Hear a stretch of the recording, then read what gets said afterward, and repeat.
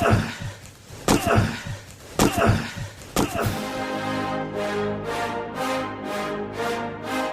rolls out to the right, pitches off to Taylor, and Taylor's to the 20, down to the 15, down to the 10, 5, 4, 3, 2, 1. Touchdown, Billy Taylor! Touchdown, Billy Taylor! Billy Taylor scored a touchdown from 21 yards out. The crowd goes berserk. It was November 22nd, 1969. That they came to Barry, Michigan, all dressed in maize and blue. The words were said, the prayers were read, and everybody cried. But when they closed the coffin, there was someone else inside. Oh, they came to Barry, Michigan, but Michigan wasn't dead. And when the game was over, it was someone else instead. 11 Michigan Wolverines put on the gloves of gray, and as the organ played the victors, they laid Woody Hayes away. Under center is Wangler at the 45. He goes back. He's looking for a receiver. He throws downfield to Carter.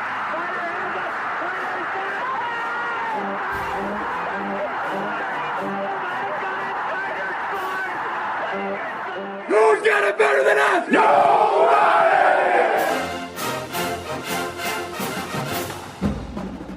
Welcome to the Michigan Man Podcast on Wolverine Sports Radio, a member of the V Sporto Network, and in partnership with SB Nation's Maize and Brew, for Wolverine fans from coast to coast. Go Blue, and welcome to the Michigan Game Day edition of the show. I'm your host, Mike Fitzpatrick. Joining us in just a moment for the first time this season will be the Angel of the Big House, beat writer Angelique Chengelis from the Detroit News. But let's get it rolling with my view from Section 17. Saturday's win over ECU was solid and satisfying. They were a well-coached team with some very good young talent. It was a good test, and I thought we responded very well. You just don't know what you have until your guys get out there and play at real game speed against someone other than their own teammates. There were some clunky moments for the offensive line, but that will all get fixed in the coming weeks. A 30-3 win with solid play on both sides of the ball was impressive. Now it's time to get better and show that progress in Week 2 against UNLV. This week, Jay Harbaugh will coach the first half, and Mike Hart will take over in the second half. At the Monday presser, our guest today, Angelique Chengelis, asked Jay Harbaugh, how do you define your responsibility for Saturday, and will you give a pregame speech? I suppose I will. I haven't thought about it much. That's kind of, the work to winning a game is, as you guys know, it's all done well before that. That's something that I'll think about beforehand. But in terms of the responsibility, I think Coach Harbaugh said it best, and he said it, I believe, last week as well. Whoever's in that role, you're the trying to be the guardian of victory and carry that spirit that the head coach has, which is it's all about the team. It's not about the offense, the defense, the special teams.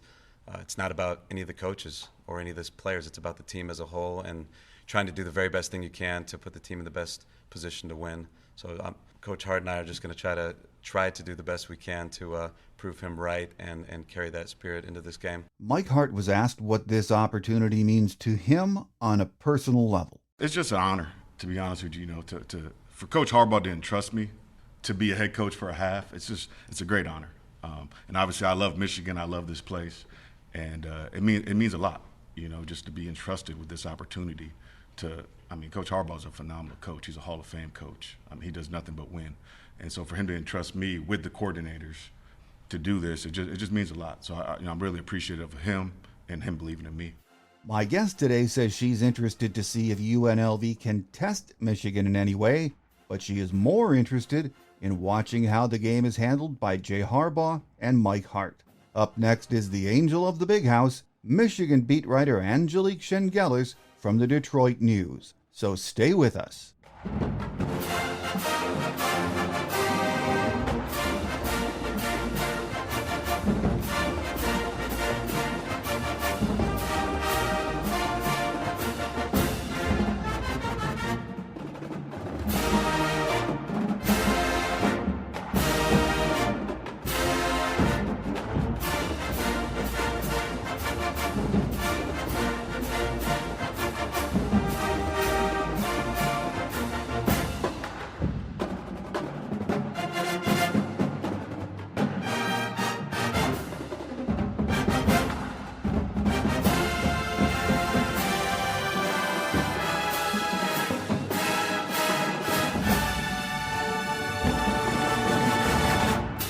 Here with us on our game day segment as we get ready for week 2 and a visit from UNLV is beat writer Angelique Chengelis from the Detroit News. Back for the first time this year. Welcome, Angelique. It is a pleasure, as always, Mike. I really always enjoy talking to you. And the same here. And we have week 1 under our belt now to talk about and look ahead, of course, to Saturday.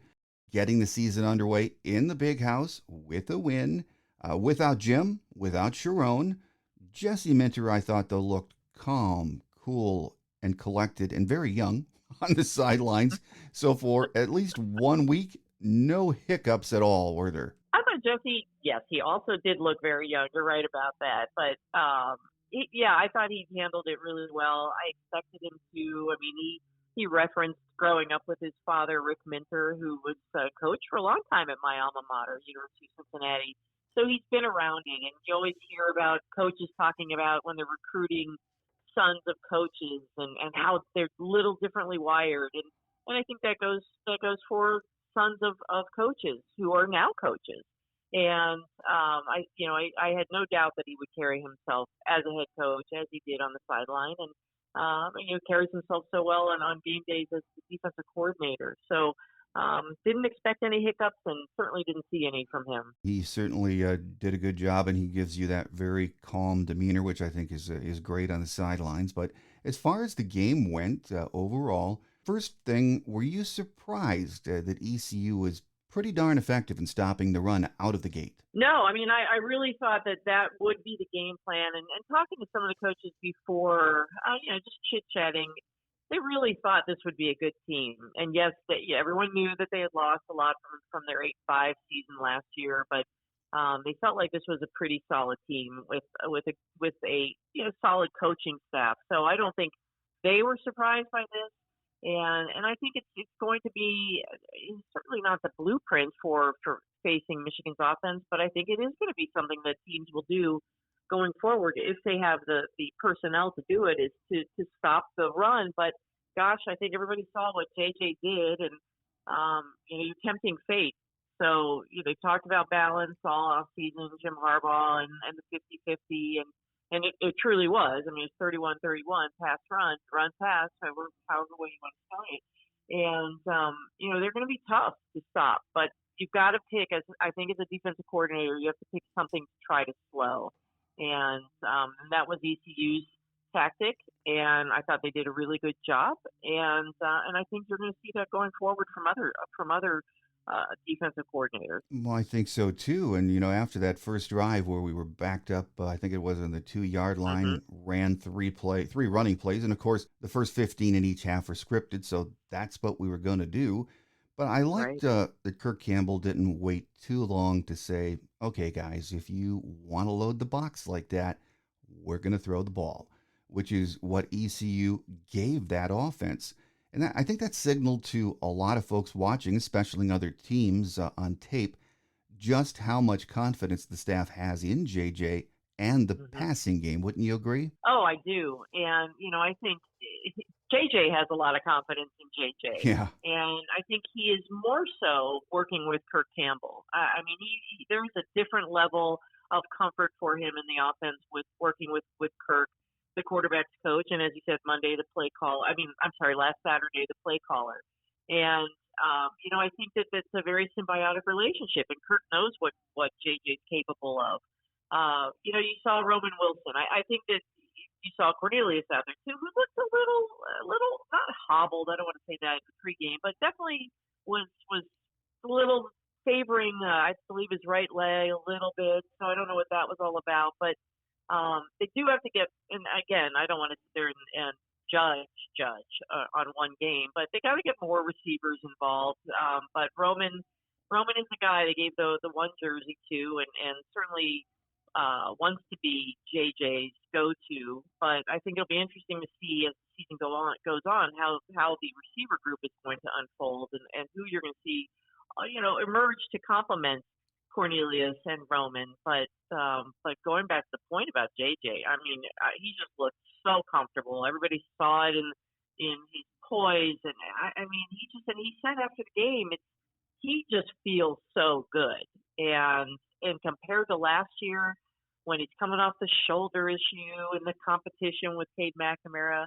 He's in a really good place in every facet. Yeah, and you look at those numbers, 26 of 30, 3 touchdowns, moved in the pocket and felt pressure so well. And yeah, I know it's week one. We all tend to get very excited about one performance, but he sure looks like a guy ready to make the next step, doesn't he? He does, and he sounds like it. And I think they're both important. When you have the proper mental approach, and we could talk for hours about JJ's mental approach. And I talked to him a while about it at the end of July at the Champions Circle golf outing. We sat down for a while and we talked about meditation and how important that is to him. And because this kid's getting pulled in so many directions with NIL, with different marketing things he has to do, not to mention school and the team.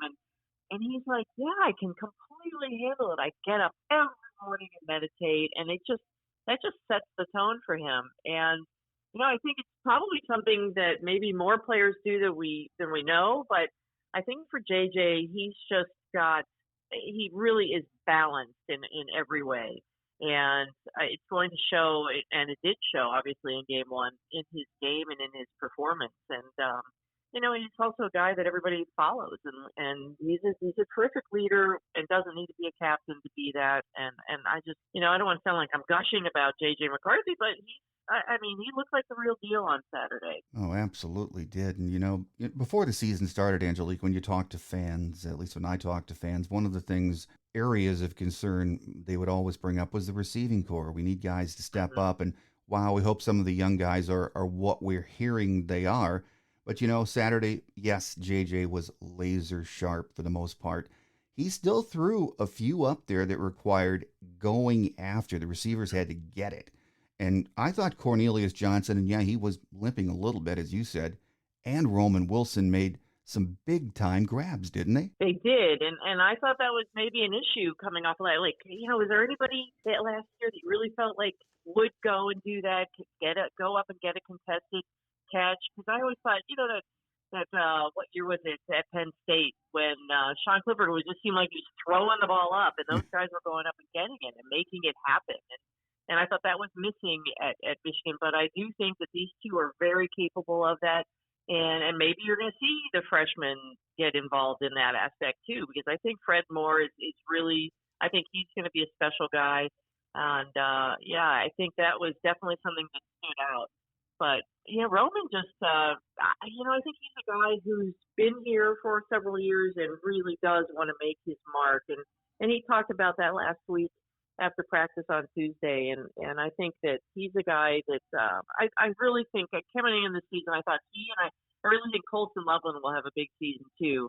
At some point, you're going to see more of him, and but yeah, that was impressive. Yeah, I think what we have to keep in mind about Roman Wilson is the last 2 years he's played with some injuries off and on. He's healthy right now, but he looks bigger and stronger too. Yeah.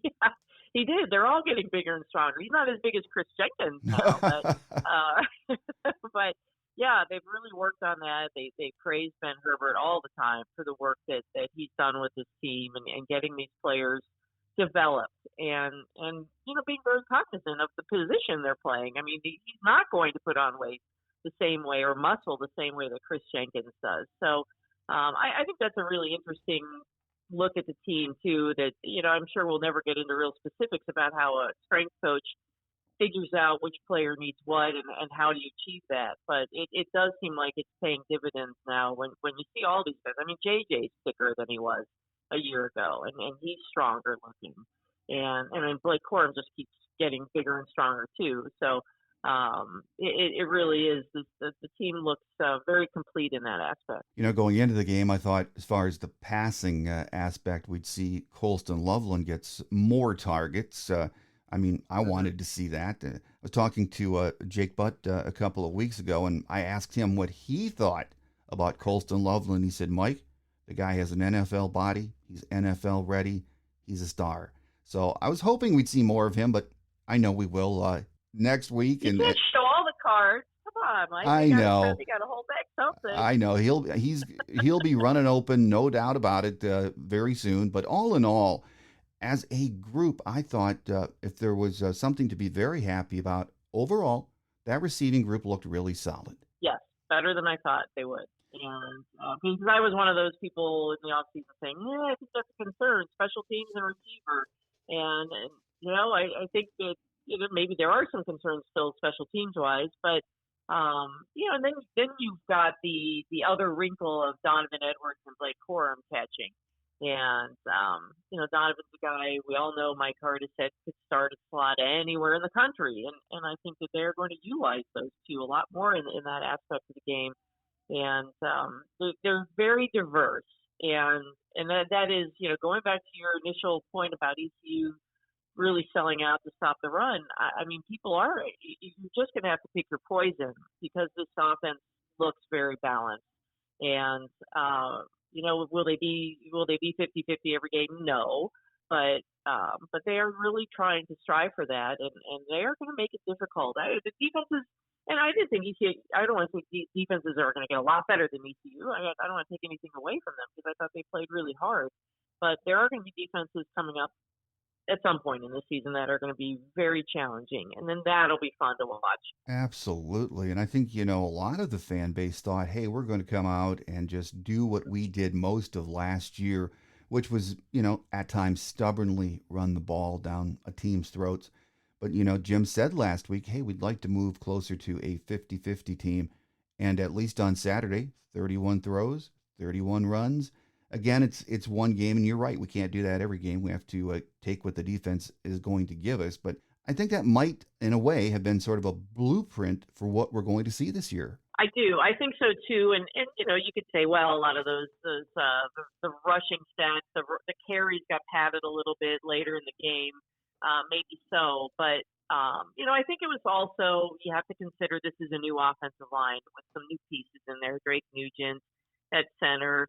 And Miles Hinton at right tackle, and not that Carson Barnhart's new, but he was on the left side, and I mean he'd played there before, but mostly on the right side, and also at guard. The guy can pretty much do anything, but I think there was probably a little growing pains there for Nugent and Hinton, and that will they'll get better, and maybe they are going to switch guys around. They've talked about the quotes Michigan method, and they're going to do that on Saturday at quarterback.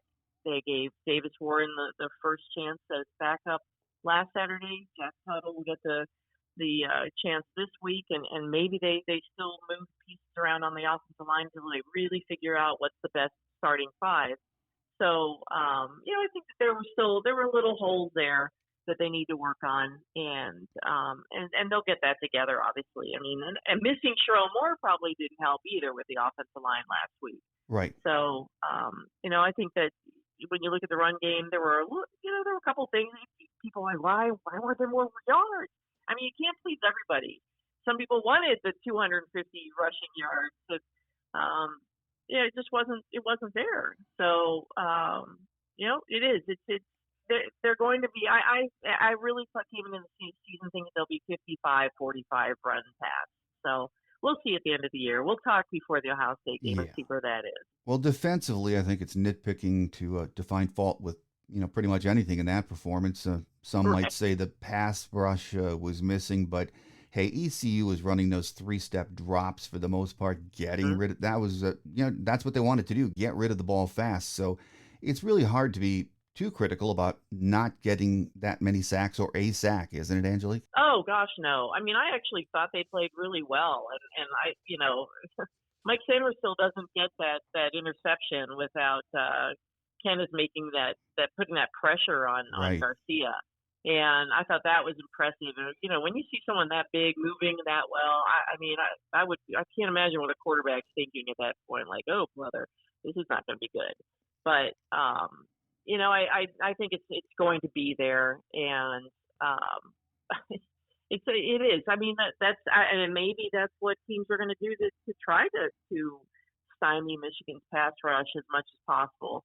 Again, you just don't know what the personnel is each week, what the opponents have. I didn't know enough about if they were capable of trying to get the ball out that fast. But it'll come. I mean, Braden McGregor talked to him Monday. He didn't seem too fazed by, yes, of course you want to have the sack stats, but they didn't seem too phased. They felt like they played pretty well, and I thought they did too. Yeah, I thought they played really well. And when I went back and looked at the game a second time, watching that defensive line, I thought it was pretty vanilla. They weren't really Yeah. showing you a lot of what we're going to see, especially when we get into the Big Ten season. It was pretty much lining up and saying, here we come. So, yeah, I wouldn't take too much from that performance or get too worried about it.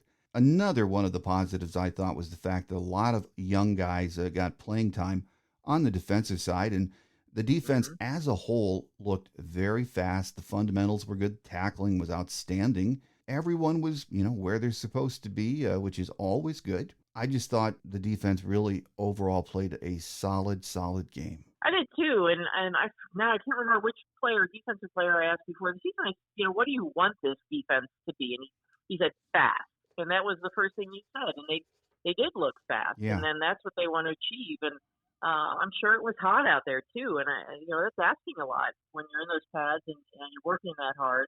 And I thought that they really did look like that. And I agree, they got some young guys in there. I mean, they have some key guys out, Rod Moore and Will Johnson. And, those are big misses, but they had guys filling in who played very well. And, I think Ernest Hausman, he was a guy I've been really wanting to see, and he was all over the place, was very solid as I expected him to be. I mean, such accolades coming in from Nebraska. And Junior Colson, too. I mean, and gosh, Mike Barrett, too. So I don't want to leave anybody out because I thought those guys played really, really well. And the guy, and Chris Jenkins, everybody talked about him all off season, and rightfully so. He's a terrific leader, but I just still keep going back to Mike Sanger still. I think he is such a glue for this team, not just the defense. I mean, he's a terrific leader. He's a guy they all respect. And I just am sort of always amazed that he was a receiver and is now being so impactful on defense. And I really enjoy watching him. And but I thought defense as a whole was very, very good. Well, in most years, first games are, maybe not a good indicator of how good you are or maybe how bad you are, but you just go out and you get used to that game day experience. You play good fundamental football, come out healthy is goal number one.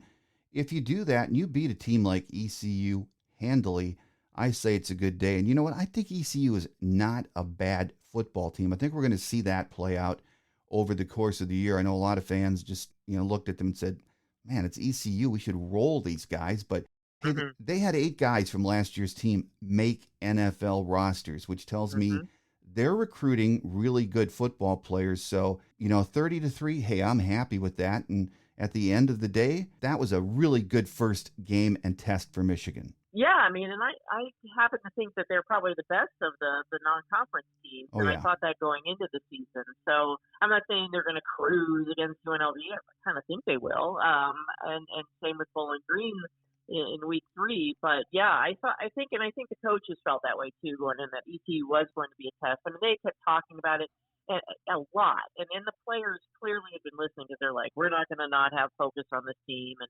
because everybody's saying, well, what are you going to learn from these 3 non-conferences? Well, you can actually learn a lot about yourself. And I thought that was Terrell Mullings touched on that last Monday, saying you learn a lot because you learn even if it's what people might say is an easier opponent, you still learn about how you deal with that. Do you relax? Do you take your foot off the pedal? And I think that they really made that point, and it really reminded me of, and I don't know why I kept feeling this way. It's like the '07 team that went in. There was so much with Chad Henne and Mike Hart and Jake Long and a lot of hope and hype coming into that season. And App State happened, and I think that there was a point that the coaches made with the team to not take ECU lightly for very evident reasons, and I don't think the players did. And they've talked so much about having their feet on the ground and being in the moment, and I thought that was we can talk about X's and O's, but I thought that was a very important part of that too. Is that they did not take them lightly. No, they did not, and it was a great performance. So on to UNLV we go. The Runnin' Rebels pay a visit to the Big House Saturday. Now, they beat up on Bryant University at home in Allegiant Stadium after their rain delay, which I thought was fascinating. In an indoor stadium, they had a rain delay, but the roof was leaking. uh, and they're under first-year head coach Barry Odom, who was the defensive coordinator, assistant head coach at Arkansas. And they have some good players, but, this is another game that if Michigan is workmanlike, I won't say it will be easy, but it's hard to see any surprises coming from UNLV, isn't it, Angelique? Oh yeah, I mean, I think I'm more interested in watching how it's going to work with Jay Harbaugh coaching the first half and Mike Hart the second half, and I think that's going to be kind of fun to watch how the baton's handed and how they handle that, because that could be tricky. I don't think it will be, but I was just reading earlier what Odom said at his press conference, and I sometimes you think it's coach speak, but I think he was being very sincere that he hasn't found a weakness in Michigan, and he's watched film, and I think he's worried about the explosiveness that they have on offense, and I think you have to be very worried about a quarterback who's had a year in the system and is working with a quarterback coach he feels so comfortable with, and I think that's going to be tough for UNLV, and they can talk about being more disciplined on defense and all those things, but it's going to be tough for them to come into Michigan Stadium and to play them.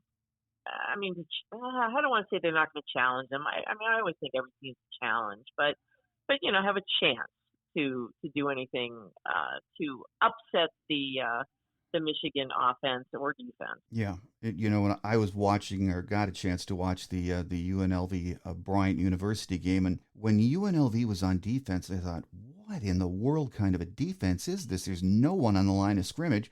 And then I started to realize that, hey, this is Mountain West football where they just sling it around, even though they were playing Bryant University. It was a 3-6-2 defense they were playing, of course, not geared to stop the run. And yesterday I was taping with UNLV's radio color analyst, Caleb Herring. He's a former UNLV quarterback. And I said, hey, Caleb, are they really going to run that 3-6-2 defense? I know Arkansas ran it last year, and he said, they're going to run it, Mike. And he said, I think that's one of the things that could give Michigan problems because it's a very unorthodox defense. It breaks every rule in what you expect a defense to do. But still, I'm really anxious to see them line up and play that in the Big House against Michigan. It might break every rule, but you have to have the players who are totally bought in and can pull it off. And I mean, I'm not saying they can't, but it just seems like something that's very gimmicky. And yeah, I have a feeling that Michigan will be fine, and yeah. But you're right, it'll definitely be fun to watch, and but I mean, really, I really do think that I'm just very curious about the two head coaches for Michigan and that aspect of it, because yeah, exactly. I'm sure Jay Harbaugh wants to have a huge lead to hand it over to Mike Hart, and then see what Mike Hart does with his chance, but. Yeah, I mean, every opponent has something, and they're going to try to do whatever they can to upset Michigan, or disrupt. I don't want to say upset, disrupt Michigan, particularly on offense. But I think that again, I think the number of weapons will be really the undoing for UNLV. Well, last week I watched as many Big Ten games as I could. Maybe the only chance I'll get to do that. But a couple were played before the weekend, which was fun. Not too many, eye-popping, impressive performances out of the conference, I must say. Other than I thought Penn State looked really good on both sides of the ball.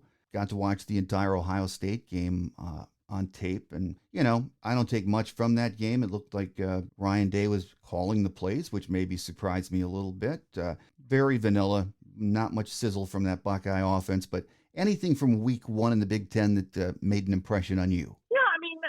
Not so much. I mean, I really thought Penn State would be good coming into this season, and I mean that's the game I watched. I mean, I thought the Minnesota game, and I did one of those polls where you pick the most valuable win or whatever the question was, and I think most people say Ohio State. This was asking about Michigan, and I mean I think putting Ohio State, sure, of course that's your most valuable win, but it's sort of obvious, and I just thought, well, going into Minnesota, maybe even Nebraska. I mean, Nebraska played tough, and I think any one of those wins Michigan if they get those will be very important wins for them, and because I think they both can be tricky. So I was really interested to watch Minnesota and definitely Penn State, going back to that point, because I think they're very balanced as well, and I think they've got a young quarterback who I've talked to people in Ohio who covered him in high school, and he's a special player. So I think that Ohio State, I'm not sure. I mean, I think that they've got a few growing pains to work through right now, and I'm sure they weren't going to show a lot because they don't want Notre Dame to see much going before that game. But I really am curious how Ohio State will look by the end of the season with a new quarterback. And there's just a couple different pieces on that team that just didn't look quite settled.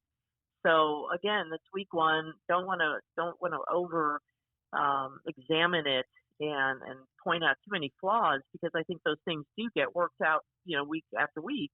But yeah, it's going to be really interesting with Ryan Day this year. So been very, very watchful of Ohio State. As we've said, though, it's week one. A lot of teams are clunky in the opener, so it will get fixed. They have too much talent down in Columbus to not get it fixed in the coming weeks. So it's going to be fun to watch. And Iowa too. I didn't want to leave out Cade, and that they were hoping and that he was bringing some promise to this offense at Iowa, and that'll be fun to watch how that unfolds too. Yeah. And Wisconsin, I don't want to leave out Luke Fickell, my guy who shouldn't have left University of Cincinnati for bigger and better things. But yeah, that's going to be a lot of people really think Wisconsin's going to emerge in the West, and after first game, sure looks like they're capable. Final question before we let you get away, Angelique. At Jim's Monday presser, he, to me, he seems so relaxed given everything that's going on. Talked about watching the game with Sharon Moore and his family at their place and his wife making them sandwiches, and they really enjoyed it. But he is chomping at the bit to get back on the sidelines and be there on Saturdays. But there's no doubt from listening to him, one of my takeaways is he is extremely confident in this staff in his absence, isn't he? Absolutely. And look, I think Jim Harbaugh is probably compartmentalizing. I think, that was, even though he put the sunshine appearance on Monday and understandably so, I think he was probably really upset. I mean, I think when you wake up on Saturday and you've had this in your life for so long, to either go play a game or to get ready to coach a game, I'm sure that was very, very challenging for him and will be the next 2 weeks. But to your point, Mike, that's absolutely true. I mean, I think he is so confident in his staff and said it in June about, at least four guys who could be head coaches next year.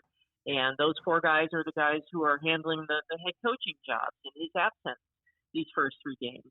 And it's something, talking to players in late July, when I talked to a few of them, they're all like, and I don't know if this sounds weird, but it's just such a well-oiled machine. We want him there, but we know that this team can succeed without him because he has prepared them so well, the coaches. And we've talked a lot about this staff. I mean, he got younger going into that 21 season on the staff. Mm-hmm. And I think I really do think that's one of the big pieces for the turnaround. And also I think he has not given up control, but he's given them a lot more control and say in where things go. And that's, when he's talked about collaborative in the past, I think he's finally got that they all do. They're very collaborative in their staff meetings, and it's not just Sharon Moore talking about that. He's got everybody chiming in, Kirk Campbell, Mike Hart, Ron Bellamy, et cetera, Grant Newsome. So, yeah, I mean, I think that's one thing that's really going to come out of this is how well the coaches have been able to handle this without him. And it would be different if he wasn't there all week. But it's not the easiest thing to manage a game. And boy, Jesse Minter sure looks like he's the real deal. So I'm sure we're going to see the same from Jay Harbaugh and Mike Hart on Saturday, too.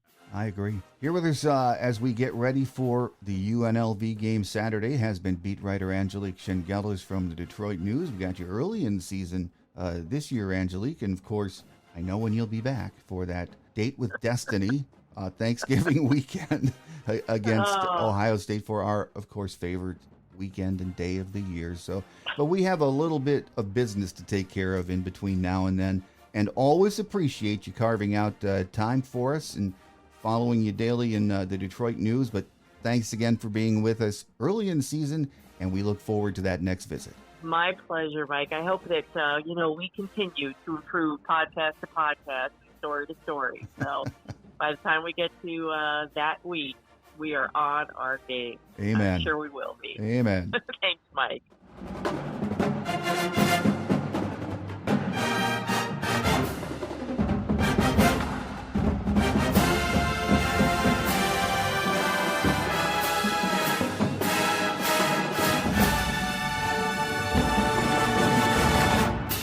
On Quick Hits today, at his Monday presser, Jim Harbaugh said he was very happy the team came out of the opener healthy. We'll see on Saturday if some of the players out last week will be back in the lineup. Here are a few game day notes of interest. This is the second meeting between Michigan and UNLV. The first game was played here on September 19th of 2015, a 28-7 Michigan win. Head coach Barry Odom is in his first season as head man for the Rebels. He is 1-0 after a big victory over Bryant University last Saturday, and even 500, 25-25 overall in 5 years as a head coach. Last year, UNLV was 5-7 overall, 3-5 in the Mountain West, which was good for 4th in the West Division. They returned 5 starters on offense and 6 on defense. Their last bowl appearance was in 2013 in the Hart of Dallas Bowl against North Texas. They fell 36-14. The weatherman says it's going to be partly cloudy with a high of 71 degrees. Winds will be out of the north, gusting from 5 to 10 miles an hour. The chance of rain is only 21%. The game kicks off at 3:30 p.m. Eastern and can be seen on CBS. So we're ready for week 2. And it's hard to gauge just what UNLV brings to the table in this one. They have a ton of portal guys, and they do have some talent and plenty of speed. That said, if we come to work, and I think we will, this might be a battle for a while, but we just have too much talent for a team like UNLV to keep pace with us. We do need to get better in all areas heading into Big Ten play, and this is another opportunity to get a lot of kids in the game and fine-tune all aspects of our game. Next week, we stay at home and welcome Bowling Green for a battle under the lights in the Big House. On Tuesday's Visitors Edition, we'll be joined by BG Radio play-by-play voice Todd Walker. Then on Thursday's Game Day show, we'll hear from Chris Ballas from thewolverine.com and The Wolverine on 3. So make sure you join us. That does it for now. Have a great Wolverine weekend, everyone. Enjoy the game. I'm your host, Mike Fitzpatrick. Think victory, beat UNLV. Until we meet again, take care, and as always, go blue. Thanks for joining us today on The Michigan Man, here on Wolverine Sports Radio, a member of the V-Sporto Network, and in partnership with SB Nation's Maize and Brew. Our listener lines are open 24/7 for your calls at 313-263-4842. That's 313-263-4842. Or email us at themichiganmanpodcast@yahoo.com. That's themichiganmanpodcast@yahoo.com. The Michigan Man Podcast is produced at the studios of Robin Lynn Productions, Allen Park, Michigan, and is not affiliated with the University of Michigan. Go Blue!